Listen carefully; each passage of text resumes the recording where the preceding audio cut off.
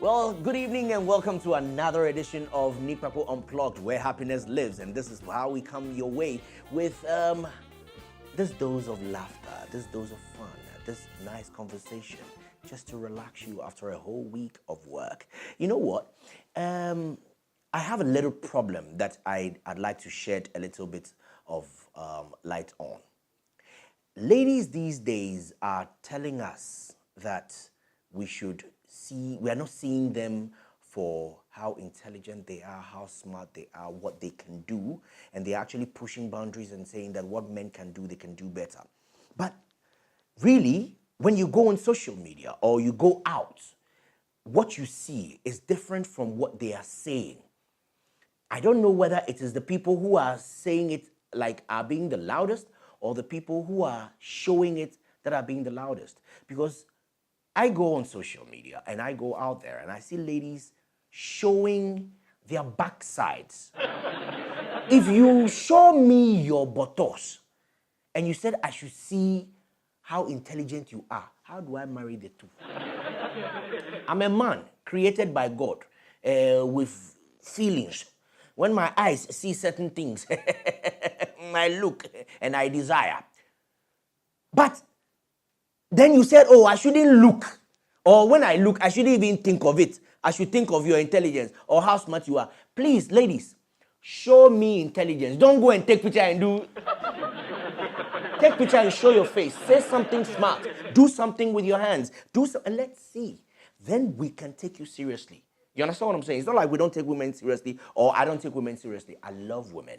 I appreciate all the efforts that women are making to make a living for themselves and, create a good society for all of us. But there are some of you, or most of you, or the youth today that are only focused on material stuff. Baby oil. I should see you as intelligent. How can I say that? Look, men, we don't multitask. We see one thing and we keep it there. You don't show me breast and expect me to think brains.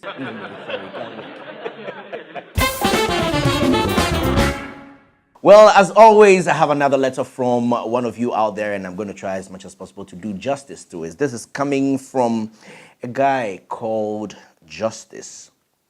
He says, "Hello, Nii Kpakpo. I'm trying to enter into business with my brother, but he's behaving in a way I do not understand. Whenever I tell him what I'm thinking of us doing together, he asks me so many questions, and then he will end up telling me that he's not sure he wants to do it. I have shared very, very wonderful ideas with him, and he has not come through with any of them. It's not that he doesn't have the means. He is financially sound and can make a big difference in what I'm trying to do. I actually quit my job to concentrate on my business, but things are not going the way I thought it would. So I expect him to help me to get back on my feet and get the business off the ground. How do you think I can convince him to see things the way I see it and get his investment to get my business going? Justice." Well, Justice, I believe that your brother is doing well because he's doing things in a certain way that is making him do well. The first thing I would ask you to do is to watch him and learn from him. Sometimes we believe that we have the answers to our issues. Meanwhile, those answers, or the ones we have, may not necessarily be the working formula. So watch your brother. In the first place, watch your brother and the way he does his things, and ask yourself, are you doing things in that light to get you to where you want to go? Secondly, you quit your job so that you can concentrate on your business, and things are not going the way you expect them to go, okay? Now, you are low on cash, you don't have any thing to invest into your business, and you expect someone to pump money into your business. But I think that you should get another job. Get yourself another job and start earning something, and then you can mind your business from there. When you start earning something small, then you can start, thinking into going into business again. Going into business is very, very good. In fact, if people weren't in business, we wouldn't be working for them, okay? But then you need the financial footing. So get another job and start earning something. Then you can comfortably invest in your business. Well, I have in the house this evening one great man.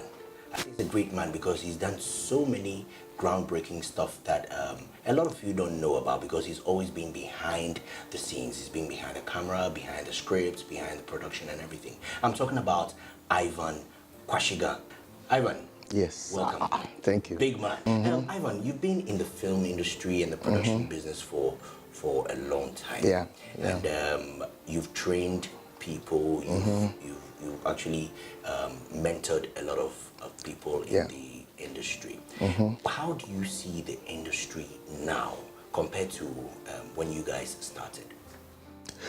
Well, I think that we are in the exciting times. Okay. The industry is now unraveling, is now growing, and we are now finding the levels as to how things are supposed to be done properly.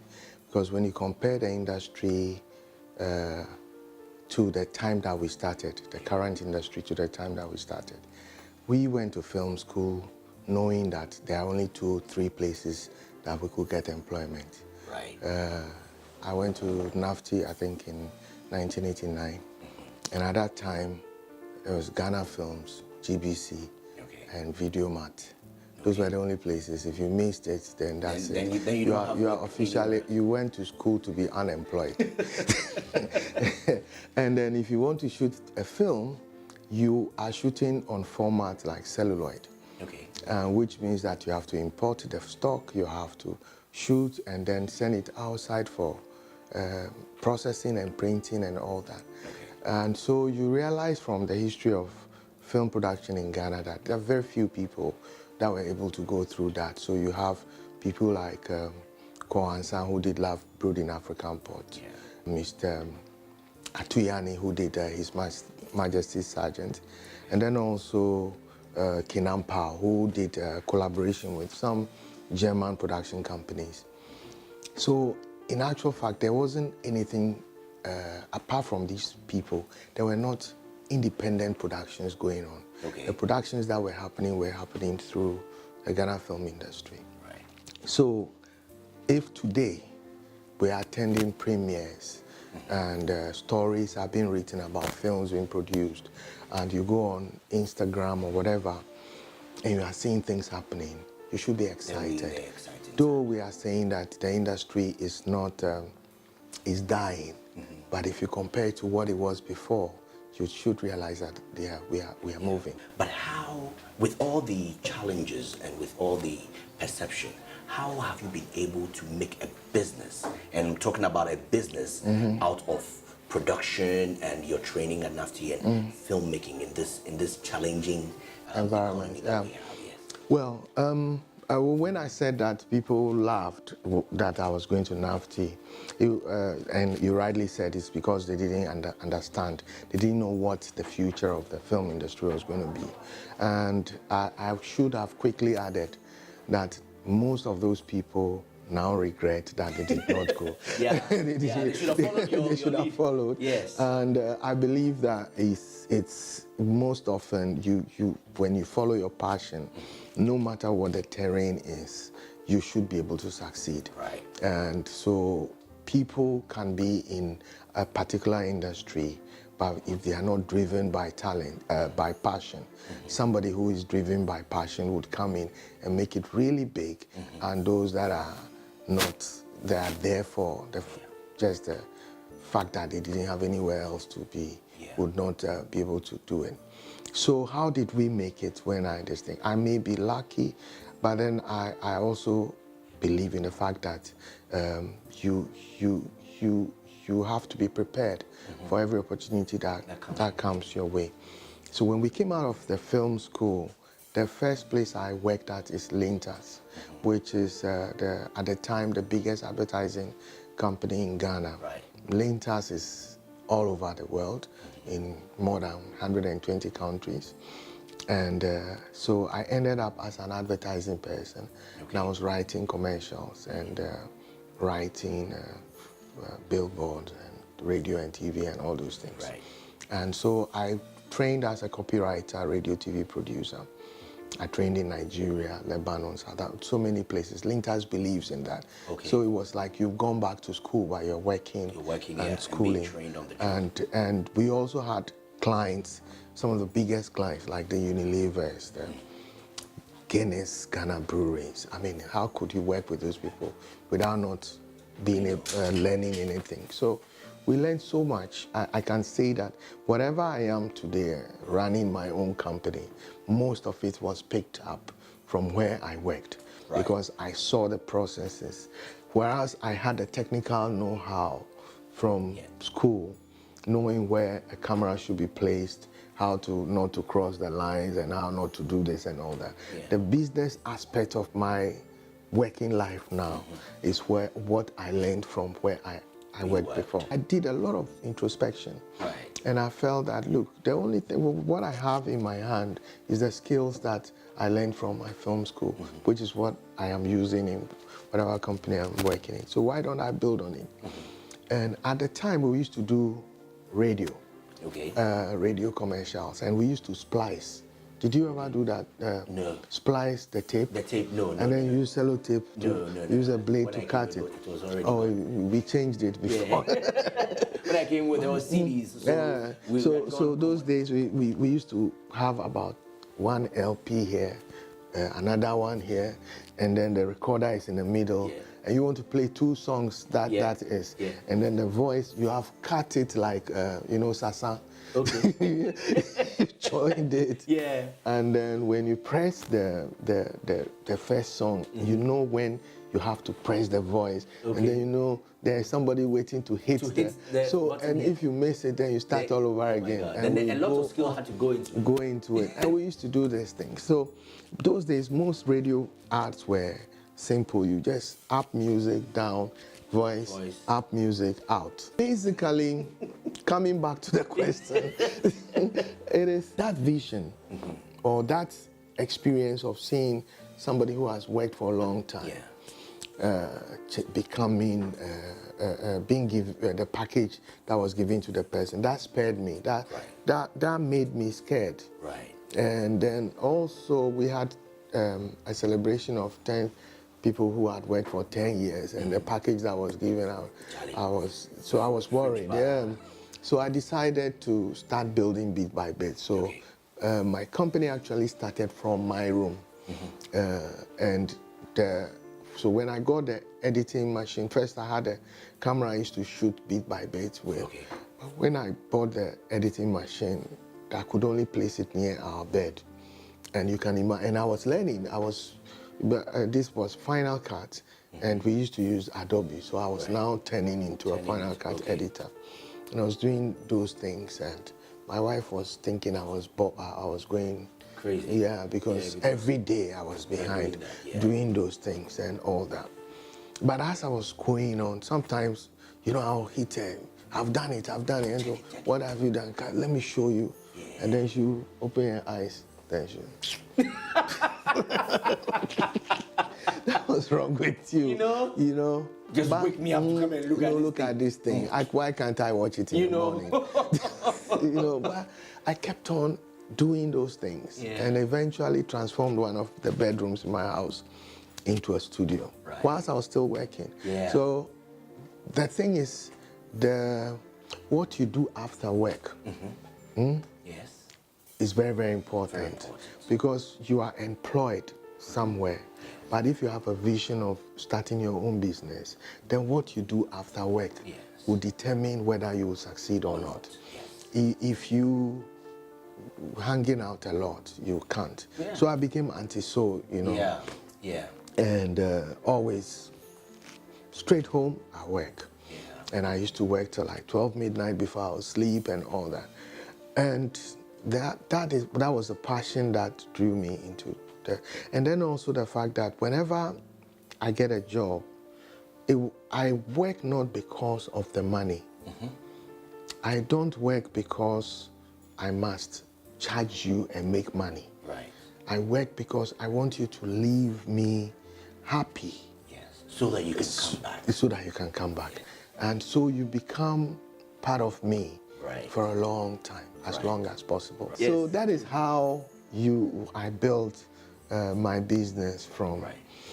I didn't have to do a signboard. I didn't have to do T-shirts, do all this. So that you are here. Razzmatazz. It's just a matter of diligence, doing the right thing, and making sure that your clients are happy, one client at a time. I saw something in my son's room later, and I'm like, I was angry. So I called the mother, can I have a look at this? Is this what I'm supposed to be seeing? The mother came, looked at it, and just, I said, excuse me, I'm talking about this thing. She just walked off. So I was like, Then I realized that, okay, if he is now 20, if he's now 20, what was I doing when I was 20? Thank you. So I asked that question, and that gave me Pusha's relationship with Cyril. Oh. You got it? Okay. And then I realized that, okay, so this is it. So there are scenes that Cyril got a letter, and the mother said he should read it. The same as the mother had to read a letter to the father in Things We Do for Love. Oh, okay. So it's just that. It's just life. It's just life. Going on. Yeah, that's it. Beautiful, beautiful. You know? Well, we're having fun with Ivan Quashigah, a filmmaker and an entrepreneur, I would say, on Nii Kpakpo Unplugged. We'll be right back, and when we come back, we're going to play Unraveled. Don't you go away. Welcome back, it's Nii Kpakpo Unplugged, and we have Ivan Quashigah in the house. We're going to play Unraveled right now, and that's where we get to know a little bit more about him. So Ivan, are you ready for Unraveled? I will try. Yeah, you try, right? Okay. No maths, no maths. No mathematics. this is all English. All right. Okay, let me first ask you, Ivan, what keeps you up at night? If I have a job, something to do the next day. Okay. Until recently, I used to stay the whole night thinking, how am I going to do this? What will go wrong? What can I do to correct it before it even happens? Okay. I can't sleep. Right. So, most often it's my work. So, is there something that people don't know about you? People don't know me. People don't know you.